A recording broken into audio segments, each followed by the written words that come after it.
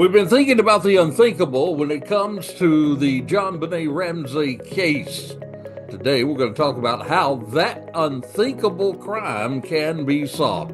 We're going to talk about that and more with my good friend and producer, James Buckland. James, say hello to all the folks out there and tell them where they can find us on the web. All right. Well, hello, everyone, and thank you for joining us this evening. And thank you, Charlie. It's good seeing you again. But here at Charlie Crime Buster, we always welcome comments, suggestions, opinions, and whether you agree or disagree with us, we want to know. We want to hear from you. We can reach out with a shout out at charliecrimebuster@gmail.com. That's charliecrimebuster@gmail.com. Or you can text us at 407-917-2211, 407-917-2211. And you can also visit our other little network we have called Peacemaker Network. And there you can become a supporter of our podcast and men and women of law enforcement, first responders, and military by becoming a badge member. That's BADGE member for as little as $3 a month. And that goes towards helping our first responders. Again, that's peacemakernetwork.com. And if you're a true crime junkie like Charlie and I are, you can binge-cast by going to... Binge-cast, that's right. Binge-cast by going to charliecrimebuster.com. That's charliecrimebuster.com. And our podcasts are on many popular podcast platforms. Just simply search for Charlie Crime Buster. And since you're here on YouTube, please do us the immense pleasure of clicking on that support button, please. And we appreciate it. We want to thank you. Thank you for joining us as well. There we go. Good invitation to everybody out there to become a part of we call it the Charlie train, get on the Charlie crime train. That's right. That's right. Yep. Get on board. The views and opinions expressed in this presentation are solely those of the individuals interviewed or participating and do not represent those of Charlie Crime Buster nor Peacemaker Network. All individuals described or mentioned in the presentation should be considered innocent until found guilty in a court of law. This presentation contains subject matter such as violence and graphic descriptions, which may not be suitable for all audiences.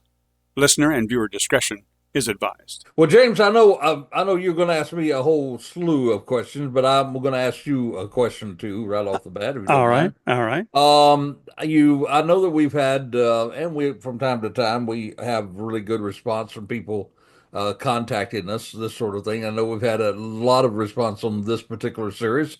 Is there a pattern to that response? Is there anything that you're seeing over and over again in those responses that might be of interest to us? Well, primarily, Charlie, it has to do with people that are not only interested in the case, but also have additional questions about the case. And they also have formed their own opinions based upon what they have read and what they've heard in the media as well. So, they've formed some opinions of their own. We've have quite a few comments, people making their own, having their own conspiracy theories, if you will, in some cases. So, but for the most part, they like the fact that we've kind of focused on the unthinkable, both in the Idaho murders as well as the Jon Benet Ramsey case as well. So that's the unthinkable seems to be the main theme about everything. Just cannot believe or would even think that this would happen. But now we're actually seeing John Ramsey, which you mentioned on your podcast. For those of you that haven't listened, you might want to listen to the podcast where that John Ramsey has actually been beseeching the public to look for the federal government to step in and make child abduction a federal offense. Right. The FBI gets involved. So yeah, I think it's on the right path, and I think that our discussions around the area of child abduction and child murder, that should be a capital crime, and so they're pushing for that type of legislation in Congress. There you go. All right. Well, let's talk about this last week's podcast then. Okay. Well, you've got my curiosity up because you mentioned this in one of the other podcast, but you didn't elaborate on it. But what does pineapple have to do with this case? Well, that it is kind of amazing. The way the pineapple came to the case was they were, of course, in the autopsy. They had found in little John Benet's stomach that she had digested pineapple prior to her death.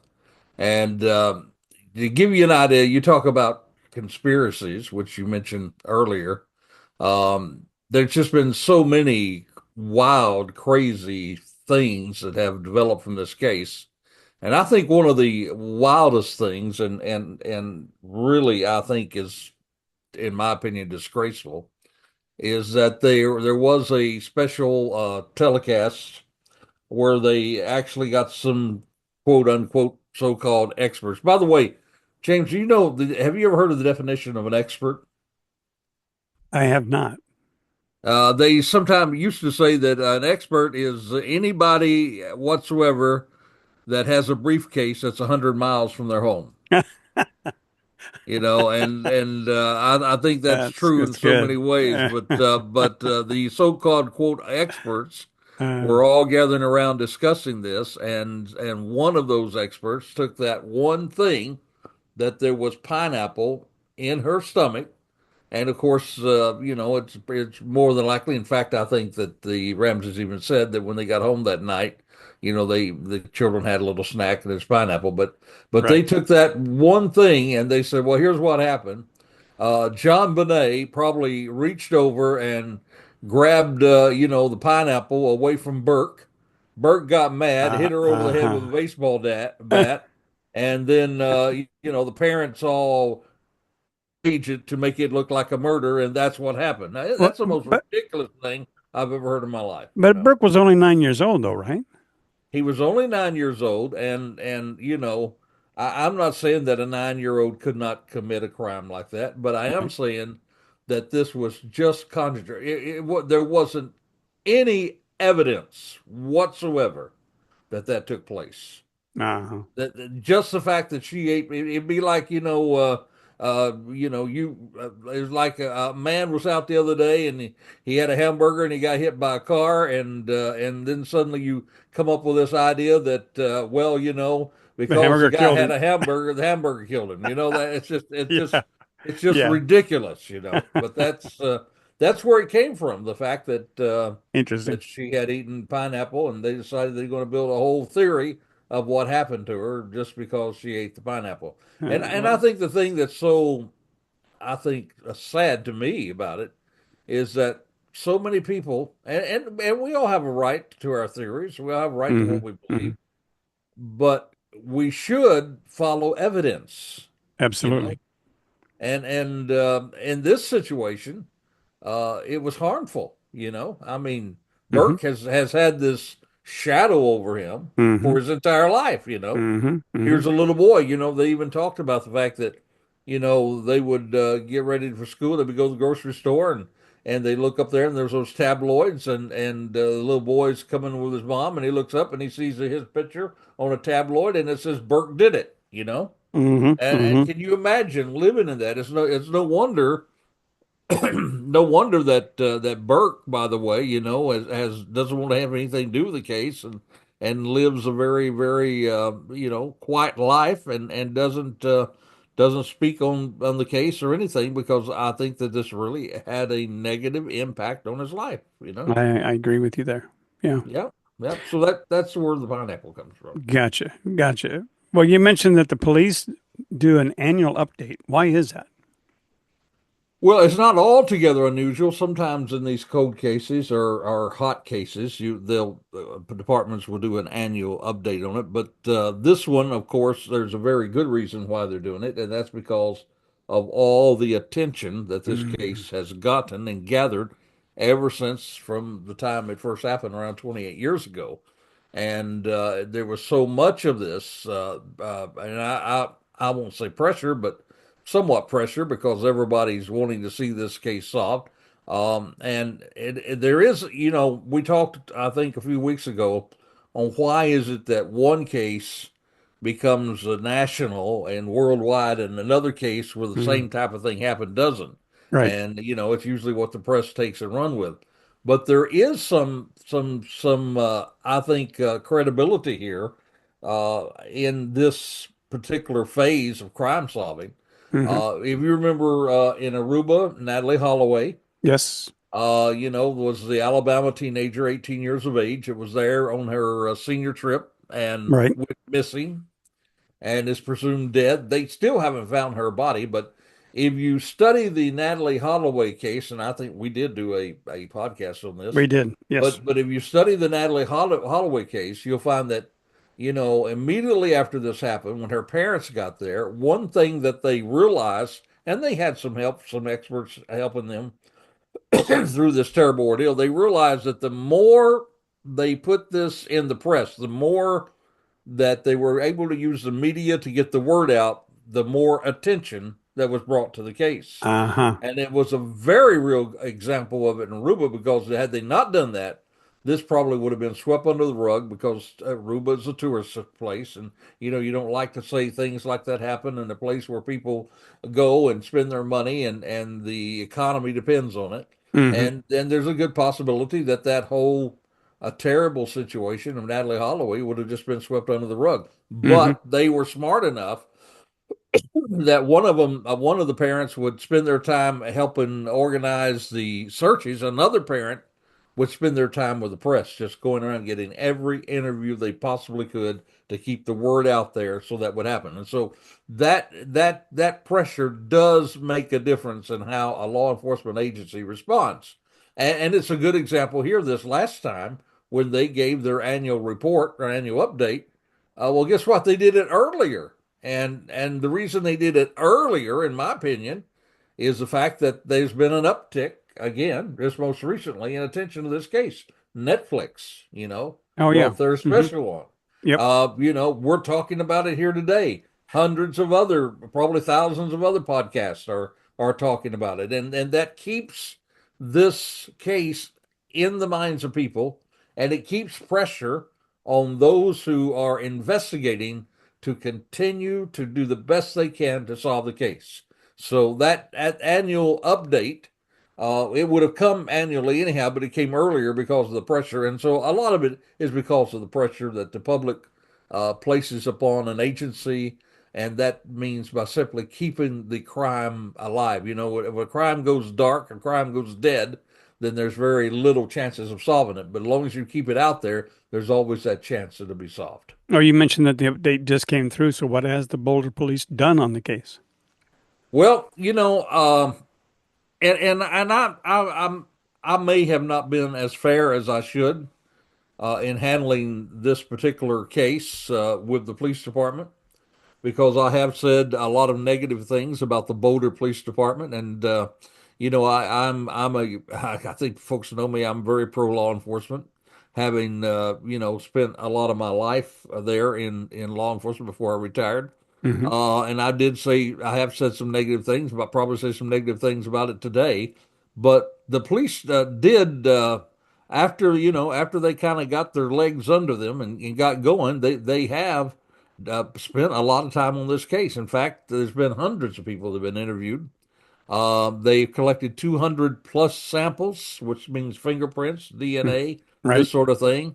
There was 40,000 reports, and there Wow. was over 1 million pages Wow. found in this case. And the other thing that's overwhelming, and I think you heard me, and the people have been listening, they've heard that I mentioned the fact that I'd heard that there's just all kinds of evidence that has not yet been tested, Hmm. and it just astonished me when I was looking into that question on what has the Boulder Police Department did, what are they doing now, what have they done, what have they accomplished in this case. James, according to them, there are 2,500 pieces of evidence, Wow. and that's just incredible to me. Now, I mean that can be anything from from something there in the home to something else they found somewhere else from somebody else, this sort of thing. But that's what they're reporting. So they have been actively involved in this case, and the new police chief there. Here's what he said, and I like this. I thought there was a lot of candor there. He said, we made some mistakes at the beginning of this case, and he said I wasn't here then, but He said there were mistakes made, and he said, but I can tell you one thing, from day one, we have always wanted to catch this killer. So there's some very good things about the Boulder Police. They have worked hard and diligently, particularly, after they got off to that shaky start and really placed emphasis on solving this case. Well, you mentioned that also too in the podcast that this data that they have currently is being digitized as well, putting in Yep, digital that's right. format. Digitized, yeah. Hmm. They had some help from Phoenix there, from not nearby there. They Hmm. had some help from the code case group of experts that have really solved some code cases, and they took a look at the case and they brought a whole group of recommendations to the Boulder Police Department, and they've been doing their best to implement those recommendations. And one recommendation was that you would digitize it so that, I mean, you Right. can be overwhelmed with 40,000 reports, right? Oh, yeah, absolutely. So if you digitize it, then you can go in there and very quickly, use a search engine and find something real quick Right. and be able to do it. And I think that's a big plus, a huge plus in Big, big solving this plus. case. Yeah. Yeah. Yeah. Well, with all this evidence, I mean, if we have all this evidence, then why Mhm. hasn't it been solved? Well, I think there's three major reasons why this particular case hasn't been solved. And the very first one goes back to 101 in investigations. They blotched the crime scene, and I think people have heard us refer to this. Mm-hmm. There was all kinds of people in that house. Hmm. People with good intentions, I mean, Sure. a couple, they think that their daughter has been kidnapped. People want to come and help. They had friends that was Right. their support system. They came to the home. Even the minister was there. They were all over that house. They were going into the kitchen. They were making coffee. And this entire house really was a crime scene because from from the best things that we can gather in trying to put together this crime, there is a good possibility that the perpetrator, that the murderer, was in that house prior to the Ramseys coming home that night. Hmm. Remember, we talked last week about there was another crime just a few months later Right. where a girl was raped, Right. and it was the very same MO. That guy, the family had been gone. The guy entered the house while the family was gone. He waited there till Hmm. they went to sleep, and then he raped this little girl. Thank God the mother came and had some bear mace and ran him away. But if that guy was in that house for hours and hours and hours by himself, then he was probably all over that house. And Right. so when a crime scene, we, James, you and I, or anybody else, when we walk into a room, walk out of a room, we leave something behind. You know, Absolutely. Hmm. we leave something behind, and that is evidence. And in this situation, the crime scene was blotched because it was trampled upon, and all these people were there, and the house was not treated as a crime scene. Now, the reason they did not do that is that they thought it was a kidnapping. They locked off the bedroom where she Right. was taken, Right. but that's just one little part of this crime scene. And this whole house then that could have been a haven of treasure for evidence, it was tainted. The second thing I think that happened, and I think this is very unfortunate, is that they came up, the Boulder Police Department, with inexperienced investigators, came up with the fact that they were going to try to mislead the press. They Mm. were going to say certain things that were not necessarily true to try to put pressure on her parents. And as a result of that, the public is misled. Hmm. And so instead of, a good example is we go back to one of the other cases that we mentioned in the Unthinkable, and that is the Idaho college killings, Right. which is another part of our Unthinkable series. There, the police department expertly used the press. Hmm. They kept things to themselves, but when it came time to want the public's help, they mentioned we're looking for a white Elantra. We're looking for that white Right. car, Right. Right. and we need your help. If you know anything about this, let us know.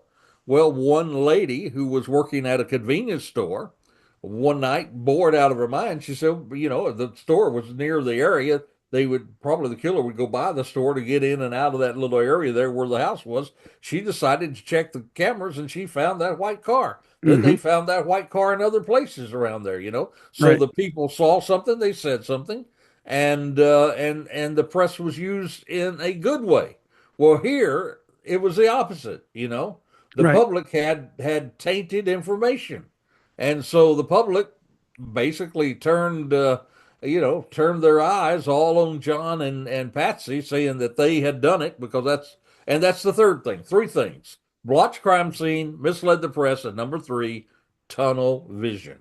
Yep. They totally focus in on the parents, and you have to look at the family every time there's something like this. People normally, most people are murdered. Most people, not all people, most people are murdered by somebody they know or somebody in the family or something like that. When you take the hundreds of people that have been murdered, Right. but in a murder like this, though, it wasn't. I don't think it was a family. I think DNA proves it wasn't a family.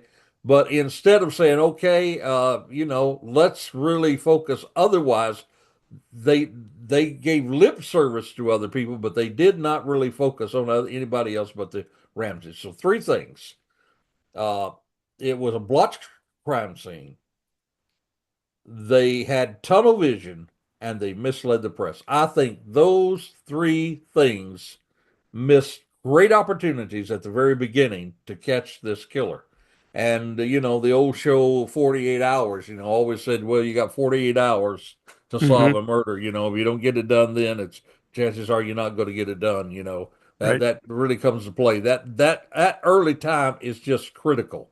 It's Right. critical to get it right in the very beginning of an investigation, and they did not do that. And I believe I believe those are the reasons why this has not been solved. Wow. Well, let's take a little bit of a break and tell us about the crazy crook this week. Ha ha, crazy crook. Well, boys and girls, I don't know if we have any children watching us or not. We always say be careful with your kids because we talk about some terrible things. We do.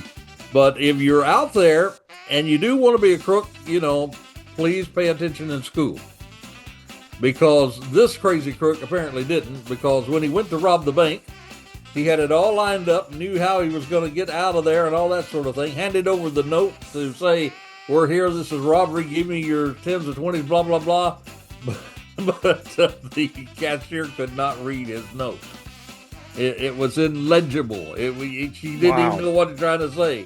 Wow. And believe it or not, that's happened a number of times when these crazy crooks have tried to rob something, and they have this note, demand note that says, "Hey, give me your money in 10s and 20s, and don't do this, don't do that."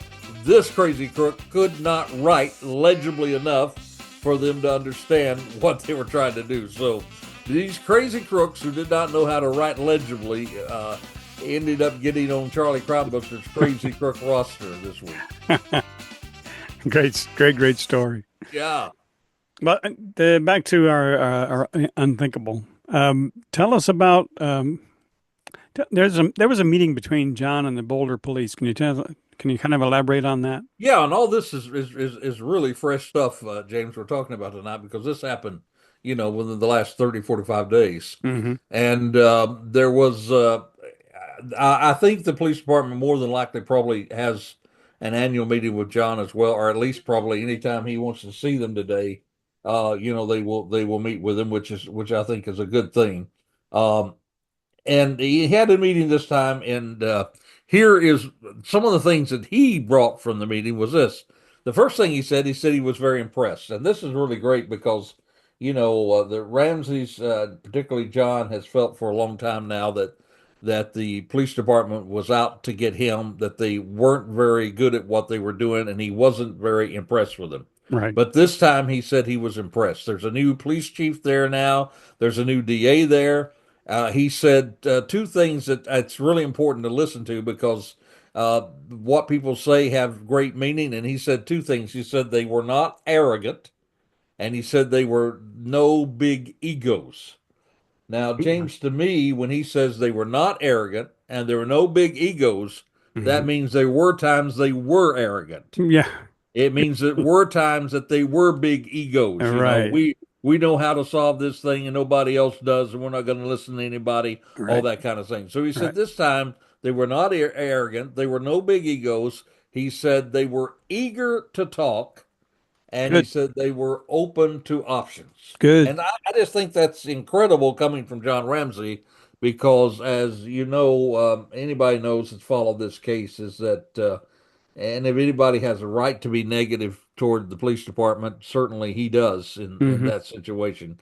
And so he went there and he brought some other people with him, some DNA experts, everything, and met with the police, and basically came out very very impressed and had a very positive report of the meeting. Well, what two things was he going asking for in the meeting? Well, there were two things that he was going for. One was what we mentioned earlier, is that he wanted their support and has tried to encourage a lot of other people to do the same thing.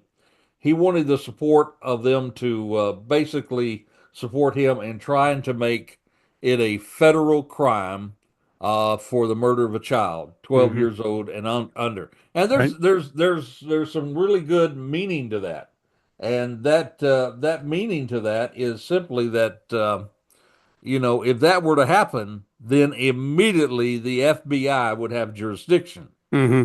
That you don't have jurisdiction immediately in a situation unless maybe kidnapping went across state lines or something like that. Right. And so this was the Boulder Police Department's case. But if it becomes a federal crime, then the FBI can immediately Right. begin to investigate. And the FBI has a whole lot more resources than most local departments have. So Right. you have all that support. So, good for him. I think that would probably be a good thing. Although I still think it's very important for the federal police, for the FBI, and the federal cops to work very closely with the local cops because it's the local people that have the contacts. It's the local people who know Mhm. what's going on in their area, Right. and they are better equipped. So I'm not for the federal government just coming in and running slipshod over local departments, but at least they have the opportunity to be a part of it. The second thing he wanted was he wanted the DNA retested because there's new techniques now, and today they can do marvelous things with what is called touch DNA. Mhm. They Right. could not do things with touch DNA back when this case actually came to light. 28 years ago, they did not have what they have today. Touch DNA, another example, back to the Idaho college student murders. Oh, that it was touch DNA on that night sheet, Exactly. Hmm. touch DNA. Now, 28 years ago, they would not have been able to find that touch DNA or utilize that touch DNA in the investigation, but they can today. And so he wanted them to retest that and maybe retest some of the other, the thousands of pieces of evidence that they would do that as well.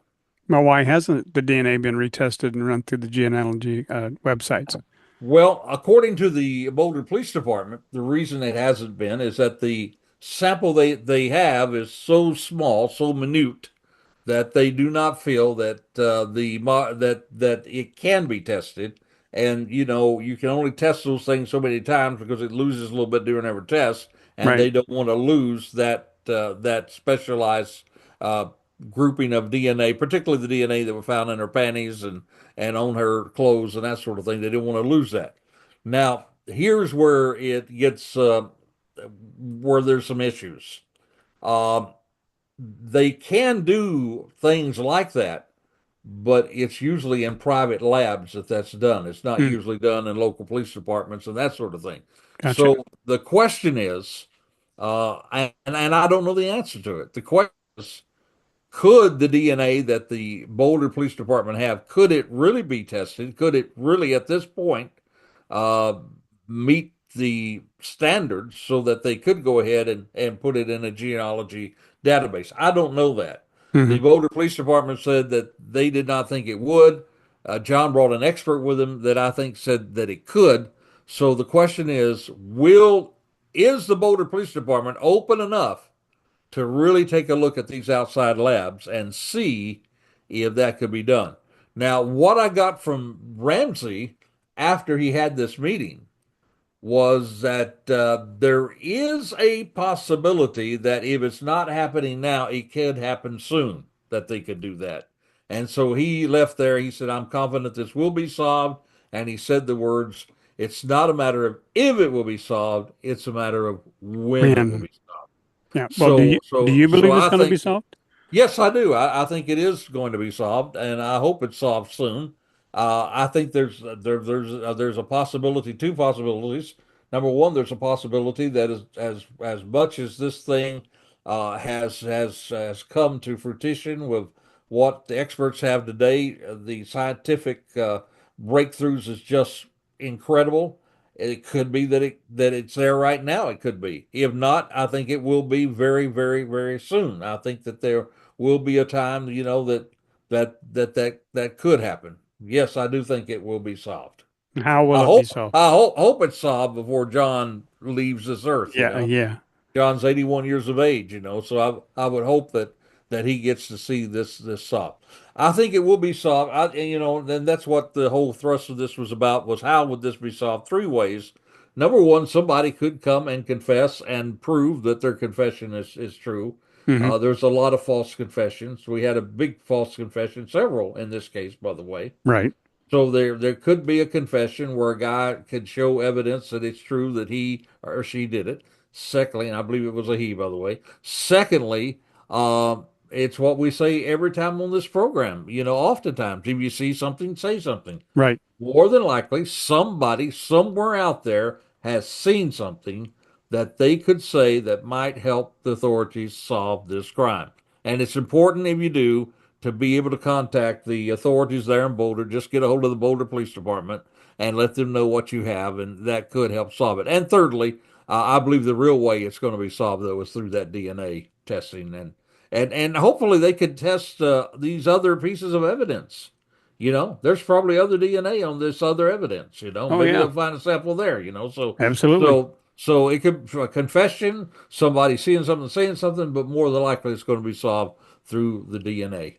Well, we'd like to encourage our audience that if they do find something, or see if someone has said something to them, or they would like to, help the Boulder Police in some fashion, they can contact the Boulder Police Department, 803-441-1974, 803-441-1974.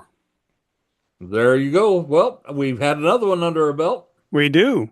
Yeah. Thank you, Charlie. This is And good. we appreciate everybody being a part of it. So until this time next time, this is Charlie Crimebuster reminding you, stay safe, stay alert. Yep. For the life you save, it could be your very own. You have been listening to Charlie Crimebuster. You can find additional podcasts at charliecrimebuster.com. You can also support our first responders, military, and law enforcement communities at peacemakernetwork.com, or subscribe to our YouTube channel using tag @CharlieCrimebuster. Even visit our Facebook page, facebook.com/CharlieCrimebuster. Or if you would like to make suggestions for future podcasts, please send your ideas to charliecrimebuster@gmail.com. That's charliecrimebuster@gmail.com. Thank you for joining us today, and we hope that you will join us next week for another exciting crime story with Charlie Crimebuster.